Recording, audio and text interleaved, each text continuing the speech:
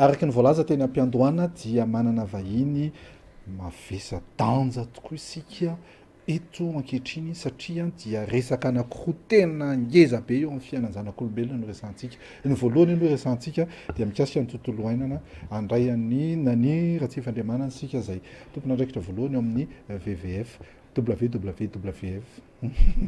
W anankiroa ihany. Salama ianao. Salama tompoko. Dia faly mandray anao izahay telo menadasy ny ekipa ray manontolo ny midi magnifique ary mpijery rehetra manerana ny Madagasikara sy izao tontolo izao amin'ity atoandro ity. Inona tsara moa ny antsoina hoe WWF? Fanontaniana ny teo amin'ny Facebook hoe ahoana fanalafanana hoe WWF?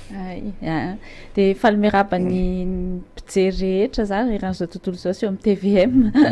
Ny WWF zany raha ny fanalavana azy dia hoe World Wide Fund for Nature. Zany hoe Fonds mondial pour la nature izy amin'ny teny frantsay. Dia organisme mpiaro ny tontolo iainana indrindra ny zavaboary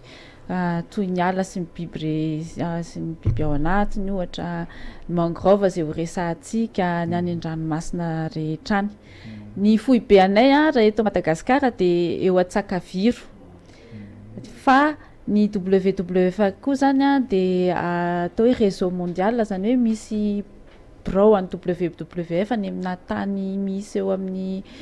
100 latsaka kely eo. Dia ny foibe an'izay tambarany rehetra izay dia any Suisse. Any Suisse zany. Any Suisse. Inona moa zany ny efa zay voalazay fa hoe ao anatin'ny fiarovana ny tontolo iainana amin'ny ankapobeny mihitsy ilay izy. Fa afaka milaza ve ianao raha ohatra hoan'ny Madagasikara manokana inona ohatra ny tena ataony WWF? Mamparakidela koa ilay WWF tonga WWF. WWF no tena fiteny laza. Raha eto Madagasikara aloha zany satria Madagasikara dia efa fatan-daza loatra amin'ny tokana tsy manam-paharoa ny zavaboary eto amintsika. Dia tena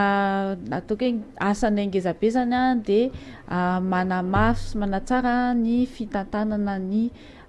reny faritra arovana reny, ohatra ny hoe misy parc air protégé ohatran'ireny. Dia ny anaovana an'izay zany misy ataoko hoe paikady tena anankiroa lehibe. Ny voalohany aloha tena hoe amafisina ny fitantanana, mampianatra ny mponina manodidina sy ny izay mpitantana koa izy amin'ny fitantanana le toerana rovana zany, ohatra ny hoe mampianatra azy manao patrouille,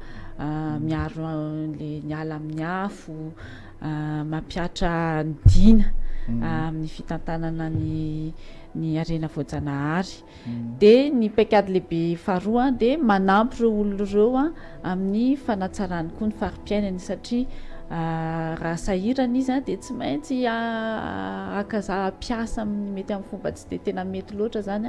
le arena voajanahary eo. Dia ampiany izy zany mba hanatsara farim-piainana, mba hahita fomba hivelomany izay mifanaraka kokoa amin'le natiora manodidina azy. Dia mety hoe fanatsarana ny teknika ny jono ohatra zany, resaka mangrove moa tsika rehefa avy eo, mety koa hoe fanatsarana ny fambolena, ny fiompiana, zavatra ohatr'izany. Efa miresaka mangrove ihany ianao efa nalefanjala ihany koa le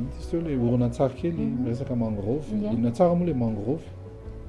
Le mangrove zany dia karazana ala izay maniry any anaty rano. Matetika zany rano somary masirasira, tsy tena ranomasina fa somary mifangaro ranomamy dia masirasira, dia tena mamaka any anatin'le rano mihitsy izy. Dia izay no atao hoe mangrove. Inona mahatonga an'izy hoe mila rovana izy? Satria misy be dia be ny antony. Voalohany aloha zany sa hoe inona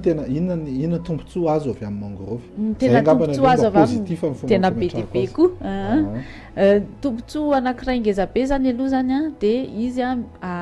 satria izy manaraka an'le morontsiraka iny dia miaro antsika amin'ny ohatra ny hoe rehefa misy le cyclone reny, le faritra misy mangrove reny zany dia tsy dia tena vola ohatra ny any anaty tany satria le mangrove ohatra ny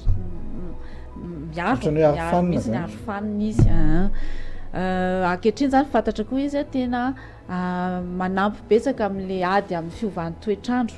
satria izy tena mitazona carbone be mihitsiny fa ankoatran'izay dia tena anisan'ny ny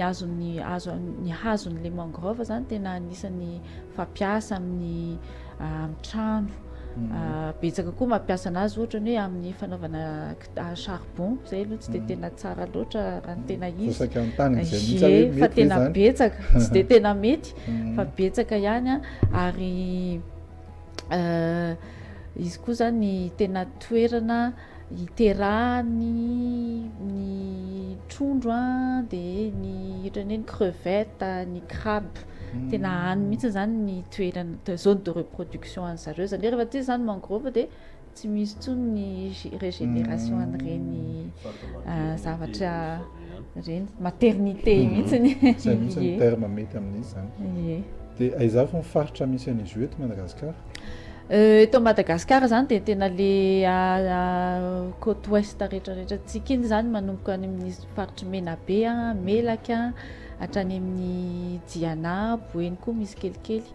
any zany tena misy ny mangrove rehetra zay manokana zany dia Menabe sy Melaka ary manodididina ny Ambilobe eo amin'le be d'Ambaro no tena iesan'ny WWF amin'ny fiarovana ny mangrove. Efa miresaka ihany na ny hoe zao any ny tena faritra iasan'ny WWF inona zany ny asa sy ny hetsika ataon'ny WWF mba hiarovana an'ilay mangrove.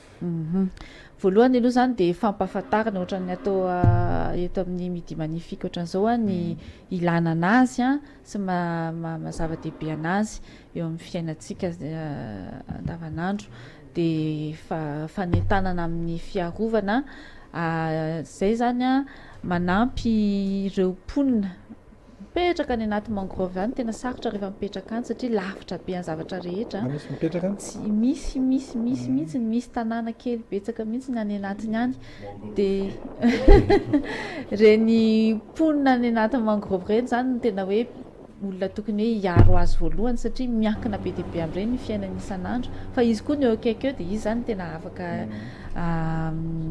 miaro an'le izy dia reny zany tena miara-miasa aminay dia araka ny lana zavaiko teo hoe tena manampy azy zareo amin'ny fitantanana manampy azy ahazo famindram-pitantanana avy any amin'ny fanjakana mba tena afaka hoe tena mametraka an'ilay fitantanana tsara izy maro toerana tsara manampy azy amin'ilay teknika fitantanana rehetra manentana be dia be amin'ny fambolena amin'ny mangrove famerenana anazy indray zany ary ny mangrove tena anisan'ny mora volena fa tsy maniriniro azy izy io maniriniro azy ihany izy fa tena mila tosika satria betsaka loatra le zavatra fa manelingelina anazy ohatran'ny goavy zany mety misy koa ny mangrove tsinahy tsy tena tsinahy ohatran'le goavy aloha izy fa tena fa misy maniro azy koa fa mila ampiana tosika dia manampy betsaka izay zany amin'ny fanatsarana koa ny fari-piainan'ireo olona any anaty mangrove ireo amin'ny fanatsarana ohatra ny hoe ny jon'ny crabe satria crabe zany tena zavatra be mpitady dia afaka azahoana vola mampianatra izay ohatra ny famokarana tantely avy any mangrove zany koa zany zao tena zavatra tiany olona mihitsiny zany hoe miel de mangrove zany be mpitady koa zany ahafahana manatsara ny fari-piainana daholo zany zany mihitsiny afaka avanaovana tantely tsara mihitsiny any manampy amin'ny fiompiana koa zahay satria mila zavatra afaka ohatran'ny trondro izy zay zany tena anisan'ny asa lehibe anay manampy ny asan'ny vehivavy mivondrona manao asa tanana ono mety azo fantarina ve mety manana statistika ve ny WWF hoe firy eo ny mponina miaina sy mivelona amin'ny mangrove tena hoe statistika hoe amin'ny Madagasikara rehetra aloha tena sarotra fa any amin'ny toerana iesanay eo amin'ny manodididina ny eo amin'ny 5000 eo zany ny voaisa ny mponina ao anatin'le tanàna tsy miasa amin'ireo 5000 ireo nefa n'izay zao fa mbola village ataoko hoe eo amin'ny folo eo zany tena de manao na fandraisan'ireo le olona lay asa ataony vevefa zany am'izay tena mandray tsara izy satria araka ny teniko teo izy tena lavitra ny zavatra rehetra eritrrehetra ny ankizy kely ihany zao a raha ohatra ny hoe andeha hianatra de mandeha lakana satria rehefa nato mangrova tsy sisy hoe lalana tetezana zany fa de mandeha lakana de tsy voatery hoe afaka mianatra isan'andro fa mety hoe indray mandeha ao anatin'ny herinandro izy makany am-pianarana ohatra zany koa zany ny ohatra ny resaka fahasalamana tsy de misy hoe service akaiky de le olona any zany tena ohatra ny hoe matsiaro somary ny tavela de irery izy ka rehefa tonga izay manampy de tena mandray an-tanandroa mihitsy izy ary tena mavitrika amin'ny asa rehetrarehetra mihitsy izy mahatonga ana mametraka an'izay fanontaniana izay mantsy de zao efa saika-tsy apetraka ty fanontaniana manahaka ty vao apetraka ihany izy misy ny olona misy sokajin'ny olona ary misy koa ary ny mpanakanto manana an'izay herisay mihitsy fa tsy hotonomiko eto izy a fa misy sokajin'ny olona de mieritreritra hoe fa manina moa zany ny zavaboary ny rovana nefa izay ary mbola nona ye ahoana ny fieritreretanan'izay somary polémika ilay fa tsy de magnifika fa idiriko kely fotsiny le izy a mba isian'ilay fivelaran-tsaina rehefa avy eo andray an'ilay asa ataony ny mpiaron'ny tontolo iainana tena tsy le mpanakanto rery angamba fa betsaka ny manontany an'izany zavatra zany zavaboary zany tena iankinan'ny fiainantsika zay raha te ho voky zany tsika de zavaboary no anome sakafo atsika zavatra hoanitsika ambony latabatra na eto Antananarivo aza ny aviaiza raha mihinana crabe aux sauce zao tsika de aviaiza iny crabe iny fa mety avy any mangrove iny zavatra iny rehefa lany ripaka le mangrove de mety tsy izy tsony zay zavatra zay mazava be zay mazava be zay raha ohatra ve anao zao am'izao ora sy fotoana itenena am'izao amin'ny 12 zao a de miteneniko ianao hoe entany ny vahoaka mpijery antsika de inona ny fanentanana ho ataonao amin'ireo mpijery antsika am'izao fotoana zao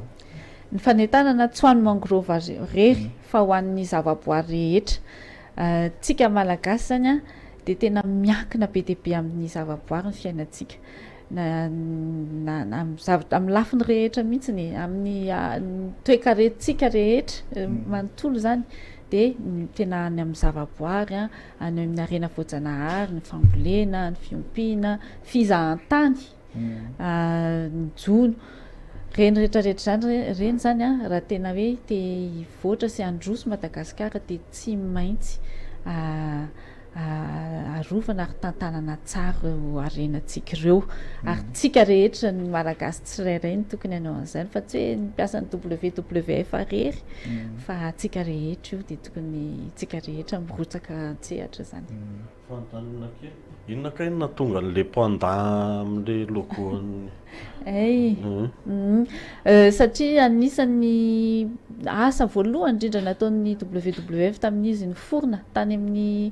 efa tamin'ny 1960 tany hoany de fiarovana ny panda any Chine ary ny zavatra tena mahafinaritra amin'le izy tamin'izay nanomboka an'izany asa zany de tena hoe efa tena hoe lany tamingana tsy haiko tsony nafiry ny isan'ny panda vely eto an-tany fa zao zany efa fantatra hoe tsy ho lany tamingana amin'ny panda satria efa tena nitombo ny isany anisany fa tsy zay rery ka misy koa zao afaka tsy tena mitovy ka sady efa misy ny fiato panda